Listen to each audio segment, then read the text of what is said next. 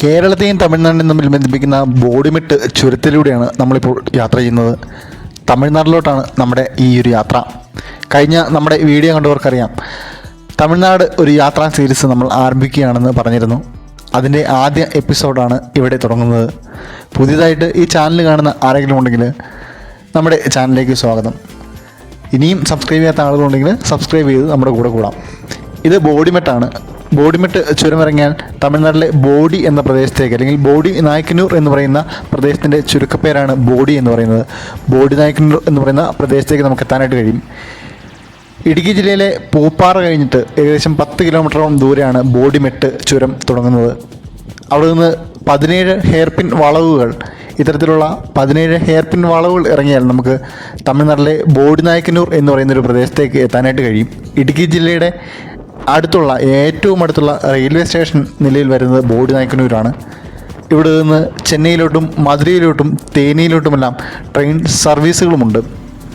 നമ്മുടെ ഈ ഒരു യാത്ര നമ്മൾ പോകാൻ ഉദ്ദേശിക്കുന്നത് ഈ ഒരു ഇടുങ്ങിയ ചുരത്തിലൂടെ നമുക്ക് നോക്കി കാണാം. മുഴുവൻ പാറകളൊക്കെ, പലപ്പോഴും ഇവിടെ പാറകൾ ഉരുണ്ട റോഡിൽ വീണ് അപകടമൊക്കെ ഉണ്ടാകുന്ന ഒരു വഴിയാണിത്. അപ്പോൾ നമ്മുടെ ഈ ഒരു യാത്ര എന്ന് പറഞ്ഞാൽ നമ്മൾ കമ്പത്തായിട്ടാണ് പോകുന്നത്. കമ്പത്തെ മുന്തിരിത്തോട്ടങ്ങളാണ് നമ്മുടെ ഈ ഒരു യാത്രയുടെ ലക്ഷ്യം എന്ന് പറയുന്നത്. നമുക്ക് വളരെ എളുപ്പത്തിൽ ഇടുക്കിയിൽ നിന്ന് കമ്പത്തേക്ക് എത്താനായിട്ട് കമ്പംമെട്ട് വഴിയാണ് വളരെ എളുപ്പത്തിൽ. ഏകദേശം 57 കിലോമീറ്ററാണ് നമുക്ക് ആ ഒരു വഴി. അതായത് ഇടുക്കി നെടുങ്കണ്ടം തൂക്കുപാലം കമ്പംമെട്ടിൽ നിന്ന് താഴെ കമ്പത്തേക്ക് എത്തിയാൽ നമുക്ക് ഒരുപാട് മുന്തിരിത്തോട്ടങ്ങൾ കാണാനായിട്ട് പറ്റും. പക്ഷേ ഞാൻ ഈ ഒരു വഴി തിരഞ്ഞെടുത്തത് ഈ ഒരു ബോഡിമെട്ട് ചുരത്തിലൂടെയുള്ള യാത്ര അതിമനോഹരമായ ഒന്നാണ്. ഈ യാത്രയിൽ ഞാനും എൻ്റെ അനിയനാണ് ഈ വീഡിയോ എല്ലാം ചിത്രീകരിച്ചിട്ടുള്ളത്. അപ്പോൾ ഈ ഒരു മനോഹരമായ കാഴ്ചകൾ, ഈ ഒരു ചുരം ഇറങ്ങി വരുമ്പോഴുള്ള കാഴ്ചകളും ഇതെല്ലാം കാണാൻ വേണ്ടിയിട്ടാണ് നമ്മൾ ബോഡിമെട്ട് ചുരം തിരഞ്ഞെടുത്തത്. നമ്മളേതായാലും ആ 17 ചുരങ്ങളെല്ലാം കഴിഞ്ഞ് ഏകദേശം താഴെ തമിഴ്നാടിൻ്റെ സമതല പ്രദേശങ്ങളിലേക്ക് എത്തിയിരിക്കുകയാണ്. നമ്മുടെ കഴിഞ്ഞ പാഞ്ചാലിമേടിൻ്റെ വീഡിയോയിൽ ഞാൻ ഈ ഒരു കാര്യം പറയുകയുണ്ടായി. നമ്മുടെ ഈ തമിഴ്നാട് കാണുമ്പോൾ നമുക്ക് വളരെ അത്ഭുതമാണ്. കാരണം വളരെ വരണ്ട ഒരു പ്രദേശത്തെ അവർ നല്ല പച്ചപ്പുള്ള പ്രദേശമാക്കി മാറ്റിയിരിക്കുന്നു. നമ്മുടെ ബ്രേക്ക് ചെറിയ കുറവുണ്ട്. ഇറങ്ങി വന്നപ്പോൾ ബ്രേക്ക് പോയതാണ്. അപ്പോൾ ഏതിലൊന്ന് ബ്രേക്ക് ശരിയാക്കാനായിട്ട് ഒരു വർക്ക്ഷോപ്പിൽ കാണിക്കണം. അതാണ് നമ്മുടെ ആദ്യത്തെ ഒരു ഇത്. ഞാൻ പറഞ്ഞില്ല, ഇതാണ് ബോഡി നായ്ക്കന്നൂർ എന്ന് പറയുന്നൊരു പ്രദേശത്തേക്ക് എത്തിയിരിക്കുകയാണ്. അപ്പം ഇവിടെ പുതിയ ഫ്ലൈ ഓവറുകൾ പണിയുന്നുണ്ട്. അതിൻ്റെ ഒരു പണിയൊക്കെ നടക്കുകയാണ്. വർക്കൊക്കെ നടക്കുന്ന ഒരു ഗതിയാണെന്ന് തോന്നുന്നു. കാരണം ഇവിടെ ഈ അടുത്താണ് ബോഡി റെയിൽവേ സ്റ്റേഷൻ വരുന്നത്. അപ്പോൾ അതിൻ്റേതായ പല റോഡും ഗതാഗത സംവിധാനങ്ങളുള്ള മാറ്റങ്ങളെല്ലാം ഇവിടെ നമുക്ക് കാണാനായിട്ട് പറ്റും. ബോഡി നായ്ക്കന്നൂർ റെയിൽവേ സ്റ്റേഷനാണ് നിലവിൽ കേരളത്തിൽ നിന്ന്, അല്ലെങ്കിൽ ഇടുക്കിയിൽ നിന്ന് ഏറ്റവും അടുത്തുള്ള റെയിൽവേ സ്റ്റേഷൻ എന്ന് പറയുന്നത്. അല്ലാത്ത പക്ഷം നമുക്ക് കേരളത്തിലാണെങ്കിൽ ഒന്നുകിൽ കോട്ടയം അല്ലെങ്കിൽ ആലുവ, അത് രണ്ടും 130 കിലോമീറ്ററോളം ദൂരം ഉണ്ട്. പറഞ്ഞു പറഞ്ഞാൽ ഇപ്പോൾ നമുക്ക് നോർത്തിലോട്ടേക്ക് യാത്ര ചെയ്യാനാണെങ്കിൽ ഈ ഒരു റെയിൽവേ സ്റ്റേഷൻ ഇടുക്കിയിലുള്ള ആളുകൾക്ക് ആശ്രയിക്കാൻ പറ്റുന്നതാണ്. അപ്പോൾ ആ റെയിൽവേ ഓവർബ്രിഡ്ജ് നമുക്ക് കാണാം. ഓവർബ്രിഡ്ജ് അല്ല, റെയിൽവേ ക്രോസ് നമുക്ക് കാണാം. ഓവർബ്രിഡ്ജിന് വേണ്ടിയുള്ള വർക്കുകളാണ് നടന്നുകൊണ്ടിരിക്കുന്നതെന്ന് തോന്നുന്നു. അപ്പോൾ ഇതാണ് ബോഡി റെയിൽവേ സ്റ്റേഷൻ എന്ന് പറയുന്നത്. ദൂരമായിട്ട് കാണുന്നതാണ് ബോഡി റെയിൽവേ സ്റ്റേഷൻ. അപ്പോൾ നമ്മളിതെല്ലാം കഴിഞ്ഞ് നമ്മൾ മുമ്പോട്ട് പോവുകയാണ്. പിന്നീട് ഒരിക്കൽ ഈ ഒരു ട്രെയിനിൽ യാത്ര ചെയ്യാമെന്ന് കരുതുന്നു. പറ്റുമെങ്കിൽ അടുത്തതോ അല്ലെങ്കിൽ അതിനടുത്ത വീഡിയോ ആയിട്ട് ബോഡിയിൽ നിന്നുള്ള ട്രെയിൻ യാത്ര, അതായത് ഇടുക്കിയുടെ ഏറ്റവും അടുത്ത റെയിൽവേ സ്റ്റേഷനുള്ള ഒരു ട്രെയിൻ യാത്ര ചിത്രീകരിക്കാമെന്ന് കരുതുന്നു. നമ്മൾ വീണ്ടും വർക്ക്ഷോപ്പാണ് നോക്കുന്നത്. ബൈക്ക് വർക്ക്ഷോപ്പ് കാണുന്നില്ല. എന്നുവെച്ചാൽ വണ്ടി ഒന്ന് ബ്രേക്ക് ശരിയാക്കാൻ മുമ്പോട്ട് പോകൽ അത്ര നല്ലതായിരിക്കും തോന്നുന്നില്ല.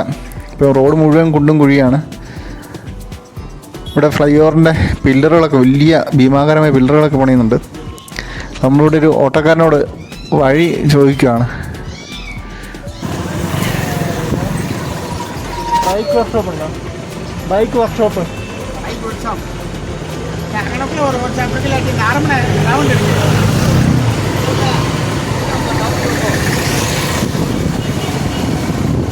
ആ ഒരു ഓട്ടോ ഓടിക്കുന്ന ചേട്ടൻ പറഞ്ഞ വർക്ക്ഷോപ്പ് നമ്മൾ കണ്ട്. എങ്കിലും ബൈക്കിൻ്റെ ബ്രേക്ക് ഒന്ന് ശരിയാക്കിയിട്ട് ഇനി ബാക്കി യാത്ര. ചെറിയ പണിയേ ഉള്ളൂ, എന്നാൽ പോലും അതൊന്ന് ശരിയാക്കിയിട്ട് പോവുകയാണെങ്കിൽ നമുക്കൊരു കോൺഫിഡൻസ് അല്ലെങ്കിൽ ആത്മവിശ്വാസം കുറവ് തോന്നും. ഇവിടെ best bikes and cars consulting. ഈ വർക്ക്ഷോപ്പിൽ നിന്നാണ് നമ്മൾ ബൈക്കിൻ്റെ ബ്രേക്ക് ഒന്ന് ശരിയാക്കിയത്.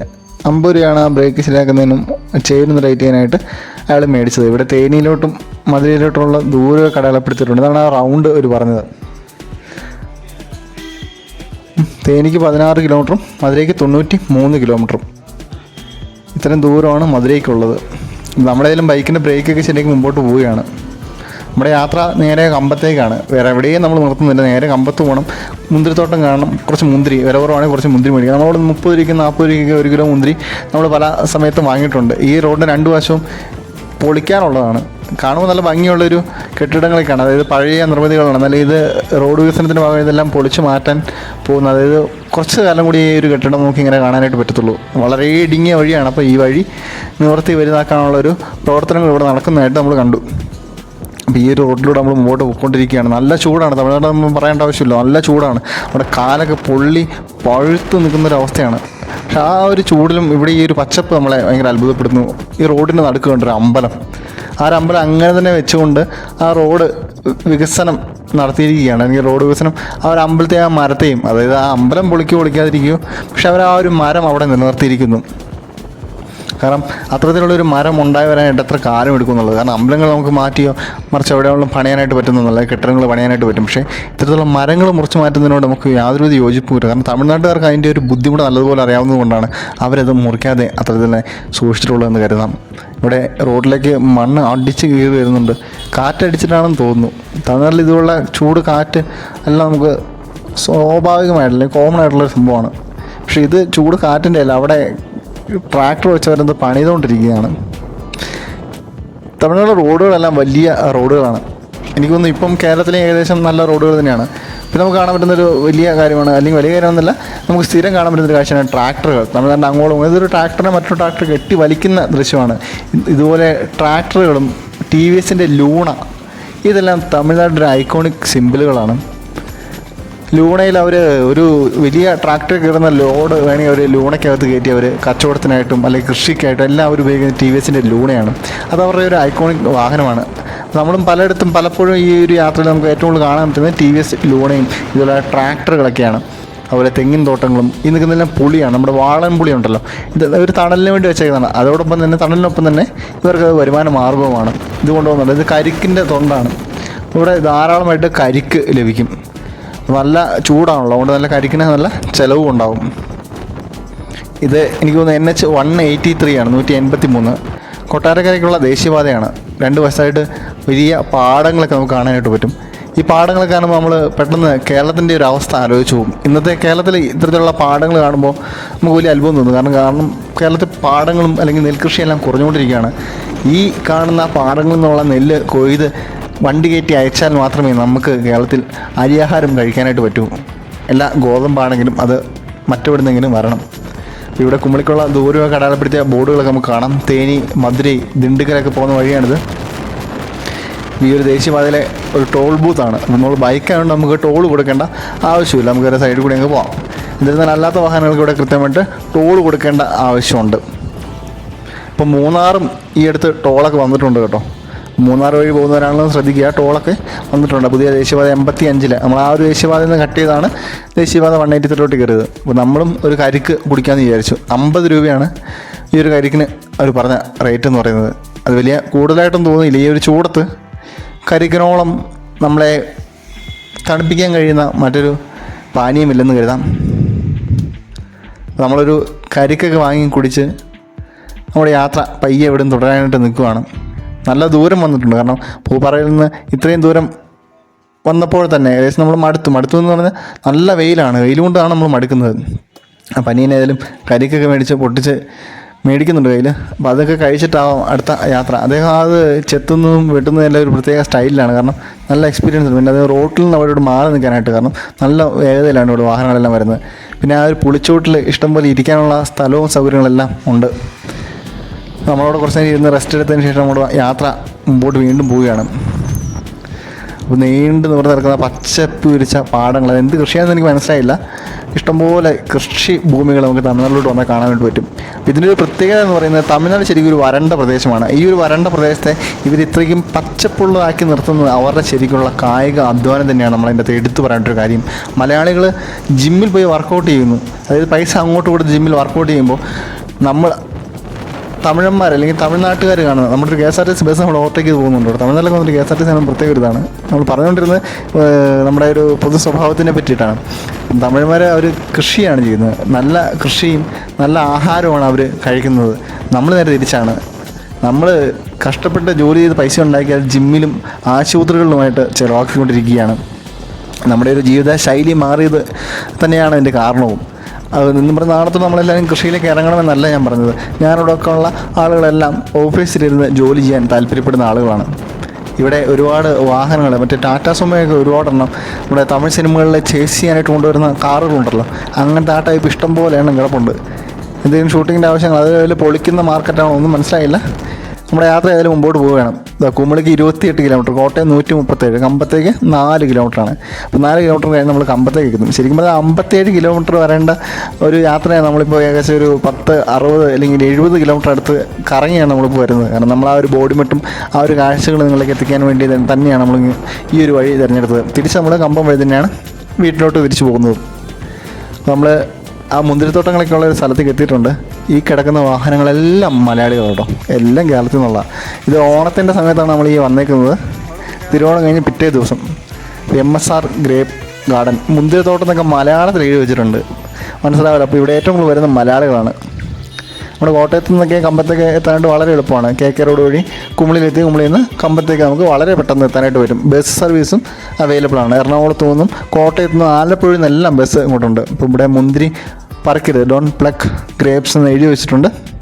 നമ്മൾ അകത്തോട്ട് കയറും, നല്ല തിരക്കാണ് കേട്ടോ. ആ ഒരു ഓണത്തിൻ്റെ മുഴുവൻ ആളുകളും, കേരളത്തിലുള്ള മുഴുവൻ ആളുകളും ഇങ്ങോട്ടാണ് പോകുന്നത് നമുക്ക് തോന്നും. അത്രയ്ക്ക് തിരക്കാണ് ഇവിടെ. അപ്പോൾ ഇതിരൊക്കെ കണ്ട് നമ്മൾ അകത്തോട്ട് കയറണം. നല്ല പച്ച മുന്തിരിക്കുലകൾ ഇങ്ങനെ തൂങ്ങി കിടക്കണം. നല്ല കണ്ണിനും നമ്മുടെ മനസ്സിനൊക്കെ ഭയങ്കര ഒരു സന്തോഷം തോന്നിക്കുന്ന ഒരു കാഴ്ചയായിട്ട് മുന്തിരി ഇങ്ങനെ കിടക്കുന്നതാണ്. നമ്മൾ കടയിലിരിക്കുന്ന ചീഞ്ഞ മുന്തിരിയല്ലേ കാണാറുള്ളൂ. അത് നമ്മുടെ അവിടെ എത്തുമ്പോഴത്തേക്ക് ആ മുന്തിരിയുടെ കളറൊക്കെ മാറും. അപ്പോൾ ഞാൻ ചോദിച്ചിരുന്നു, ഈ ഒരു പാടുണ്ടല്ലോ, ഇത് വിഷം മുക്കുന്നതാണ്, വിഷം അടിക്കുന്നതാണ്, അങ്ങനെയൊക്കെ പറഞ്ഞു. പക്ഷേ ഇവർ പറയുന്നത് ഇത് ചുണ്ണാമ്പ് തേക്കുന്നതാണെന്നാണ്. അതായത് അടർന്നു പോകാതിരിക്കാനായിട്ട് ചുണ്ണാമ്പ് അടിക്കുന്നതാണെന്നാണ് ഇവർ പറഞ്ഞത്. വേറെ വിഷങ്ങളൊന്നും ഇവർ ചേർക്കുന്നില്ല. എന്നിട്ട് ഇവരിത് പച്ചയ്ക്ക് പറിച്ച് കഴിച്ച് കാണിക്കുകയൊക്കെ ചെയ്തു. പക്ഷേ നമ്മളേതായാലും ഇത് കുറച്ച് നേരം ഉപ്പൊക്കെ ഇട്ട് വെച്ച് മഞ്ഞപ്പൊടിയൊക്കെ ഇട്ടിട്ടേ കഴിക്കാവൂ, അല്ലെങ്കിൽ കഴിക്കുന്നുള്ളൂ. ഇതിപ്പോൾ അവർ എത്ര പറഞ്ഞെന്ന് പറഞ്ഞാൽ നമുക്ക് ഇതൊരു വിഷം അടിച്ചാണെന്നുള്ളൊരു തോന്നലുണ്ട്. ഈ കാണുന്നൊരു പച്ചപ്പ്, അതിൻ്റെ മുകളിലൊരു വെള്ള ലെയർ കണ്ടോ, അത് വിഷമാണെന്നാണ് നമ്മൾ പറയുന്നത്. അവർ ചുണ്ണാമ്പെന്ന് പറഞ്ഞപ്പോൾ നമ്മൾ ഒരു സേഫ്റ്റി കഴിക്കുക. അപ്പോൾ ഇഷ്ടംപോലെ ആളുകൾ ഈ ഒരു മുന്തിരിത്തോട്ടം കാണാനായിട്ടും ഫോട്ടോസ് എടുക്കാനായിട്ടും കുടുംബസമേതം എത്തിയിട്ടുണ്ട് കേട്ടോ.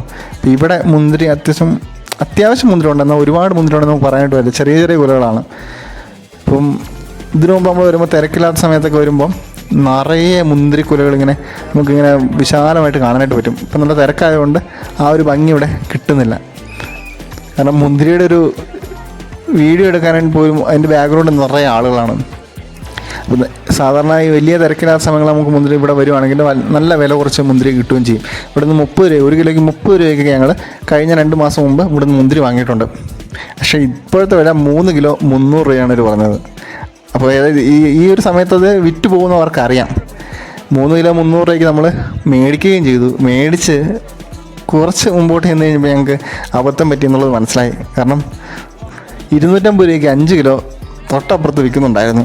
അതായത് നമ്മൾ ഇവിടെ കുറച്ച് ഉള്ളിലോട്ട് ചെന്നാൽ ഒരുപാട് മുന്തിരിത്തോട്ടങ്ങൾ, ചെറിയ തോട്ടങ്ങളും ചെറിയ കടക്കാരും കച്ചവടക്കാരൊക്കെ കാണാം. അപ്പോൾ അവർ നമ്മൾ ആവശ്യത്തിന് നല്ല വില കുറച്ചൊക്കെ നമുക്ക് കിട്ടും. അപ്പോൾ അതുകൊണ്ട് ഇവർ പറയുന്ന പൈസയ്ക്ക് വാങ്ങാതിരിക്കുക.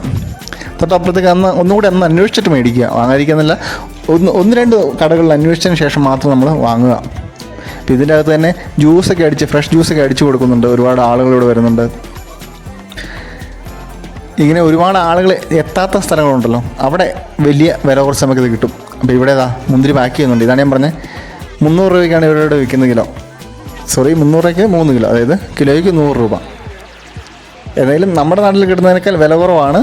അതിൻ്റെ അപ്പുറത്തേക്ക് ഫ്രഷ് ആയിട്ടുള്ള മുന്തിരി നമുക്ക് ഇവിടെ നിന്ന് കിട്ടും. ഇതിവർ ഈ തോട്ടത്തിൽ നിന്ന് തന്നെ നമ്മുടെ കൺമുമ്പിൽ വെച്ച് തന്നെ പറിച്ച് നമുക്ക് പാക്ക് ചെയ്ത് തരും. അതാണ് ഇതിൻ്റെ ഒരു പ്രത്യേകത എന്ന് പറയുന്നത്. 100 രൂപയ്ക്ക് നമ്മൾ മേടിച്ചാലും നഷ്ടമില്ലെന്ന് വേണമെങ്കിൽ പറയാം. അതുപോലെ വൈന്, അതുപോലെ മുന്തിരിയുടെ മൂല്യവർദ്ധിത ഉൽപ്പന്നങ്ങളെല്ലാം ഇവിടെ കിട്ടും. നമ്മൾ ഇതിൻ്റെ തൊട്ടപ്പുറത്തേക്കുള്ള ഇവിടെ ഒരു ചെറിയ കിഡ്സ് ഗാർഡനൊക്കെ ഉണ്ട്. കുട്ടികൾക്ക് കളിക്കാനുള്ള ചെറിയൊരു ഏരിയയൊക്കെ ഇവിടെ സെറ്റ് ചെയ്തിട്ടുണ്ട്. ഇവിടെ ചെറിയൊരു ചായക്കടയും കാര്യങ്ങളും എല്ലാം ഉണ്ട്. നമ്മുടെ നാട്ടിലൊരു പാർക്കിൽ പോകുന്ന എല്ലാ ഒരു സംവിധാനങ്ങളും, ടോയ്ലറ്റ് സംവിധാനവും എല്ലാം ഉണ്ട്.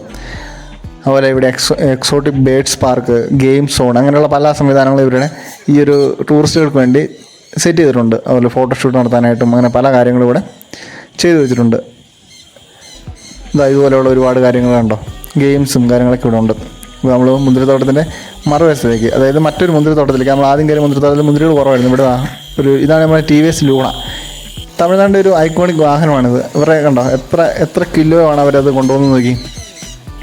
അവരുടെ എല്ലാ തരത്തിലുള്ള ആവശ്യങ്ങൾക്ക് ഉപയോഗിക്കുന്നൊരു വാഹനമാണിത്. അപ്പോൾ അരളിയൊക്കെ പൂത്ത് നിൽക്കുന്നുണ്ട്. അരളി എപ്പം കാണുമ്പോൾ പേടിയാവും. നമ്മളിതാ അടുത്ത മുന്തിരിത്തോട്ടത്തിൻ്റെ അകത്തേക്ക് പോവുകയാണ്. ഇവിടെ ചെറിയൊരു ഹട്ടൊക്കെ M4ടെക്കിൻ്റെ ജിയോ മച്ചാനൊക്കെ വന്ന വീഡിയോ നിങ്ങൾ കണ്ടിട്ടുണ്ട്. ആ ഒരു വീഡിയോ ഇവിടെ തന്നെയാണ് ഷൂട്ട് ചെയ്തേക്കുന്നത്. അപ്പോൾ നമ്മൾ ഇതിൻ്റെ അകത്ത് നോക്കിയാൽ ഒരു മുന്തിരി കൊണ്ടുവരുന്നു. മുന്തിരി ഇഷ്ടംപോലെ ആളുകൾ വാങ്ങാൻ നിൽക്കുന്നുണ്ട്. അതുകൊണ്ട് തന്നെയാണ് ഇവർ പോയി പിന്നെ എടുത്തുകൊണ്ട് വരികയാണ്. ഇവിടെ നല്ല ക്യൂ ആണ് വാങ്ങാനായിട്ട്. ഞാൻ പറഞ്ഞില്ല 300 രൂപയാണ് പറഞ്ഞേക്കുന്നത്. അവിടെ എഴുതി വെച്ചിട്ടുണ്ട്. ഒരു box 3 kg box 300, 5 kg box 500. 100 രൂപയാണ് കിലോയ്ക്ക് പറയുന്നത്. ഞാൻ പറഞ്ഞല്ലോ തൊട്ടപ്പുറത്ത് ഞങ്ങളിത് മേടിച്ച് തിരിച്ച് കമ്പത്തേക്ക് കയറുന്ന നേരത്താണ് അത് കാണുന്നത്. അപ്പോൾ നിങ്ങളോടത്ത് ഞാൻ പറയുന്നതാണ്, ഇനി കമ്പത്തേക്ക് ഈ വീഡിയോ കണ്ടിട്ട് ആയാലും പോകുന്നുണ്ടെങ്കിൽ ഇവർ പറയുന്ന വിലയ്ക്ക് വാങ്ങാതിരിക്കുക. നമുക്ക് തൊട്ടപ്പുറത്ത് ചെന്നിട്ടുണ്ടെങ്കിൽ, തൊട്ടപ്പുറത്ത് എന്ന് പറയുമ്പോൾ കമ്പത്ത് നിന്ന് കുറച്ച് അങ്ങോട്ടോ ഇങ്ങോട്ടോ മാറിയിട്ടുണ്ടെങ്കിൽ നമുക്ക് ഇതിലും വില കുറച്ച് മുന്തിരി കിട്ടും. അത് ഇന്ന സ്ഥലത്ത് നിന്നല്ല, ആ ഒരു വലിയ തിരക്കില്ലാത്ത എവിടെ പോയി ചോദിച്ചാലും നമ്മൾ ബാർഗെയിൻ ചെയ്ത് നമുക്ക് വില കുറച്ച് കിട്ടുമെന്നുള്ളത് യാഥാർത്ഥ്യമാണ്. അത് മനസ്സിലാക്കിയിരിക്കുക. മനസ്സിലാക്കാൻ വേണ്ടി മാത്രം പറഞ്ഞു എന്നേ ഉള്ളൂ. അല്ല അതിൻ്റെ അകത്ത് ക്വാളിറ്റി വ്യത്യാസമൊന്നും എനിക്ക് ഫീലും ചെയ്തില്ല. അതായത് ഇവിടുത്തെ മുന്തിരി നല്ലതാണെന്നും ഞാൻ രണ്ടിടത്തേയും വാങ്ങിയിട്ടാണ് പറയുന്നത്. ഇവിടുത്തെ നല്ലതാണെന്നോ, രണ്ടും നല്ലതാണ്. അപ്പം പ്രത്യേകിച്ച് വില കുറച്ച് കിട്ടിയത് ഈ പറഞ്ഞ പോലെ പുറത്തുനിന്ന് വാങ്ങിയപ്പോഴാണ്. ഇത് MSR ഗ്രേപ്പ് ഗാർഡൻ. നമ്മൾ ഈ ഒരു ഗ്രേപ്പ് ഗാർഡൻ്റെ അകത്തോട്ട് കയറുകയാണ്. ഇവിടെ നല്ല പച്ച മുന്തിരിക്കുലകൾ. ഇതും പിഞ്ചാണെന്ന് തോന്നുന്നു. പിഞ്ച് പച്ച കളറിൽ തന്നെ തൂങ്ങി കിടപ്പുണ്ട് ഇഷ്ടംപോലെ. നല്ല രസമുണ്ട് ഇത് കാണാനായിട്ട്. നമ്മൾ ഈ മുന്തിരിക്കുലകളുടെ ഇടയിലൂടെ അകത്തോട്ട് ചെറുതായിട്ടും തല കുനിച്ച് വേണം നമ്മൾ ഇതിൻ്റെ അകത്തോട്ട് കയറി പോകാനായിട്ട്. ഒരുപാട് ആളുകളുണ്ട് ഇവിടെയും. പക്ഷേ ഇവിടെ മുന്തിരി കുലകൾ കൂടുതലുണ്ട്. പിന്നെ ഏത് കാലത്ത് നമ്മളിവിടെ വന്നാലും, കമ്പത്ത് ഏത് സമയത്ത് വന്നാലും ഇവിടെ നമുക്ക് മുന്തിരി കാണാനായിട്ട് പറ്റും കേട്ടോ. അതായത് ഇന്നൊരു സമയം എന്നില്ല. ഇവിടെയും ജ്യൂസ് വിൽക്കുന്നുണ്ട്. അതായത് ഫ്രഷ് ജ്യൂസ് അടിച്ച് കൊടുക്കുന്നുണ്ട്. ഒരു ഗ്ലാസ്സിന് 40 50 ആ ഒരു റേഞ്ചിലാണ് ഒരു ഫ്രഷ് ജ്യൂസ് കൊടുക്കുന്നത്. ഇവിടെ നല്ല തിരക്കുണ്ട്. ഒരുപാട് മുന്തിരി കൊലകളും നമുക്ക് കാണാനായിട്ട് പറ്റും. ഇപ്പോൾ ഓണത്തിൻ്റെ ആ ഒരു തിരക്കാട്ടോ. അല്ലാത്തപ്പം ഈ പറഞ്ഞ കമ്പത്തേക്ക് വന്നിട്ടുണ്ടെങ്കിൽ നമുക്ക് ഇത്രയും തിരക്കൊന്നും നമുക്കില്ല. ഇവിടെ കണ്ടോ ഒരുപാട് വലിയ കൊലകൾ, മുമ്പ് കണ്ടതുപോലെയല്ല, വലിയ മുന്തിരി കൊലകൾ നമുക്കിവിടെ കാണാനായിട്ട് പറ്റും.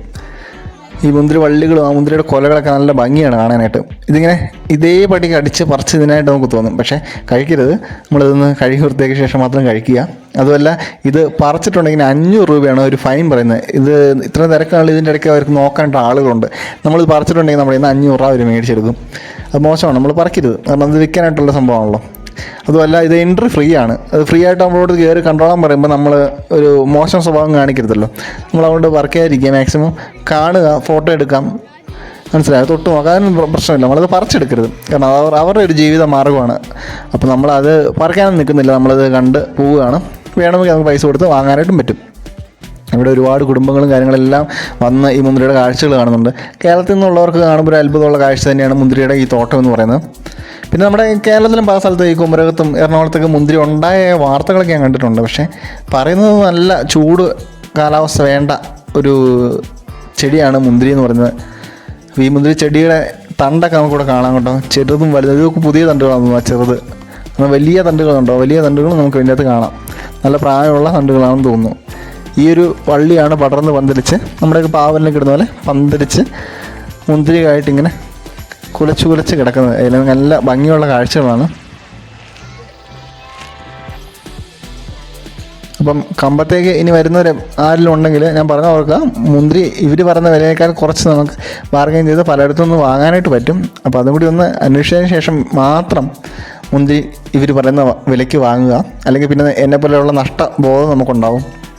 വലിയ നഷ്ടമൊന്നുമില്ല, എന്നാലും ചെറിയൊരു നഷ്ടബോധം നമുക്കുണ്ടാവും. അപ്പോൾ നമ്മൾ ആ മുന്തിരിയുടെ കാഴ്ചകളൊക്കെ ഉണ്ട് ഇങ്ങനെ നിൽക്കുകയാണ്. തിരിച്ച് നമ്മളിവിടുന്ന് കമ്പംമെട്ട് വഴിയാണ്, കമ്പംമെട്ട് നെടുങ്കണ്ടം തൂക്കുപാലം വഴിയാണ് തിരിച്ച് പോകുന്നത്. അപ്പം കോട്ടയത്തേക്കൊക്കെയാണെങ്കിലും ഈ ഒരു വഴി നിങ്ങൾക്ക് തിരഞ്ഞെടുക്കാവുന്നതാണ്. കമ്പംമെട്ട് കയറി കുമളിയിൽ നിന്ന് തിരിച്ച് നമ്മുടെ കുട്ടിക്കാനം അങ്ങനെ ആ ഒരു വഴിക്ക് നമുക്ക് കോട്ടയത്തേക്കും പോകാം, അല്ലെങ്കിൽ എറണാകുളത്തേക്കൊക്കെ പോകാനായിട്ട് പറ്റുന്നതാണ്. അപ്പം കമ്പത്തേക്ക് വരുന്ന ആളുകളുണ്ടെങ്കിൽ ഈ ഒരു ലൊക്കേഷൻ ഓർത്ത് വെച്ചോളൂ. കമ്പം MSR ഗ്രേപ്സ്, MSR എന്നാണ് പേര്. അപ്പം ഇവിടെ വന്നിട്ടുണ്ടെങ്കിൽ നിങ്ങൾക്ക് മുന്തിരി തോട്ടങ്ങൾ ഫ്രീ ആയിട്ട് കയറി കാണാനായിട്ടും അതുപോലെ മുന്തിരി ഇവിടുന്ന് വാങ്ങാനായിട്ട് മുന്തിരി വൈന്, ജ്യൂസ്, മുന്തിരിയുടെ പലതരം ഉണക്ക മുന്തിരി അങ്ങനെയുള്ള പല ഐറ്റംസ് നമുക്കിവിടെ വാങ്ങാനായിട്ട് കിട്ടും. ഇത് നല്ല ഫ്രഷ് മുന്തിരി കിട്ടും. അപ്പോൾ ഇതൊക്കെ വന്ന് നമുക്ക് കാണാനായിട്ട് പറ്റും. അപ്പം വരുന്നവരുണ്ടെങ്കിൽ ധൈര്യമായിട്ട് കമ്പത്തേക്ക് പോരെ. ഏത് കാലത്ത് വന്നാലും ഇവിടെ മുന്തിരി ഉണ്ടാവും എന്നാണ് ഇവർ പറഞ്ഞത്. അതായത് ഇവർ ഇങ്ങനെ തട്ടായിട്ട് തിരിച്ചിട്ടാണ്, അതായത് ഓരോ പോർഷനിൽ വിളവെടുക്കുമ്പോൾ അടുത്ത പോർഷനിലേക്ക് എന്താവും, മുന്തിരി ആവും. അതായത് ഏത് കാലത്ത് വന്നാലും ഇവിടെ മുന്തിരി നമുക്ക് കാണാനായിട്ട് പറ്റുമെന്നുള്ളതാണ് പറയുന്നത്. നമ്മുടെ വീഡിയോ കാണുന്ന ആളുകൾ ഇതുവരെയും നമ്മുടെ ചാനൽ സബ്സ്ക്രൈബ് ചെയ്യാത്തവരുണ്ടെങ്കിൽ നമ്മുടെ ചാനൽ സബ്സ്ക്രൈബ് ചെയ്യണേ. നമ്മൾ 400 സബ്സ്ക്രൈബേഴ്സ് കഴിഞ്ഞു, എന്നാലും ഇത്രേ ആയിട്ടുള്ളൂ. അതായത് നമ്മൾ ഒരുപാട് വീഡിയോകൾ നമ്മൾ ഇടുന്നുണ്ട്, അതിനെല്ലാം അത്യാവശ്യം നല്ല കാഴ്ചക്കാരും കിട്ടുന്നുണ്ട്. എന്നാൽ കാണുന്ന പകുതിയിലധികം പേരും നമ്മുടെ വീഡിയോ സബ്സ്ക്രൈബ് ചെയ്ത് കാണുന്നത്. നിങ്ങൾ വീഡിയോ ഇഷ്ടപ്പെടുകയാണെന്നുണ്ടെങ്കിൽ നമ്മുടെ ചാനലിലൂടെ ഒന്ന് സബ്സ്ക്രൈബ് ചെയ്ത് ഇതുപോലുള്ള പുതിയ വീഡിയോസ് നിങ്ങൾക്ക് കാണാനായിട്ട് പറ്റും. അപ്പം കമ്പത്തെ മുന്തിരിത്തോട്ടത്തിൻ്റെ കാഴ്ചകൾ ഇങ്ങനെ ഒരുപാട് കാഴ്ചകളുണ്ട്. ഇതെല്ലാം കണ്ടുകൊണ്ട് നമ്മളിങ്ങനെ നിൽക്കുകയാണ്. നമ്മളെപ്പോലെ തന്നെ ഒരുപാട് കുടുംബങ്ങളും കൂട്ടുകാരും എല്ലാം ഈ കാഴ്ച കാണാനായിട്ട് ഒത്തിട്ടുണ്ട്.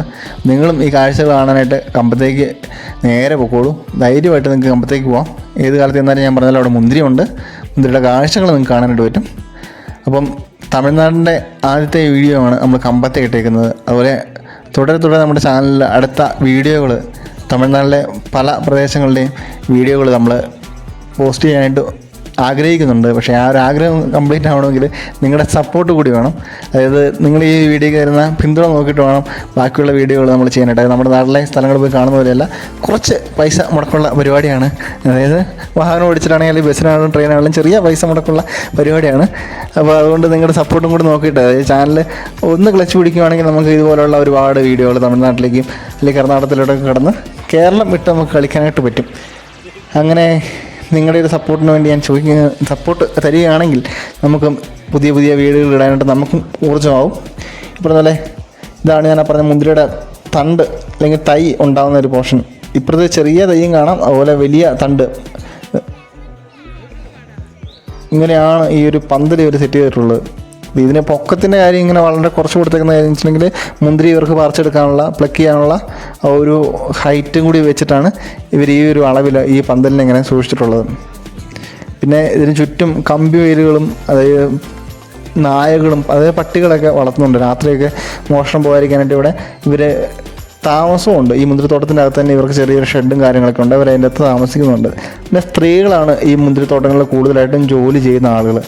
ഈ മുന്തിരി പറിക്കാനായിട്ട്, മുന്തിരിക്ക് വളമടിക്കാനൊക്കെ ആയിട്ട്, അതായത് സ്പ്രേ ചെയ്യുകയാണെന്നാണ് പറഞ്ഞത്. ഇവർ പറഞ്ഞാൽ ചുണ്ണാമ്പ് മാത്രമേ ചേർക്കുന്നുള്ളൂ. പിന്നെ ഈ പറഞ്ഞാൽ പുഴു പിടിക്കാതിരിക്കാനുള്ള ചെറിയ കെമിക്കലുകൾ ചേർക്കുമെന്ന് അവർ തന്നെ പറഞ്ഞിരുന്നു.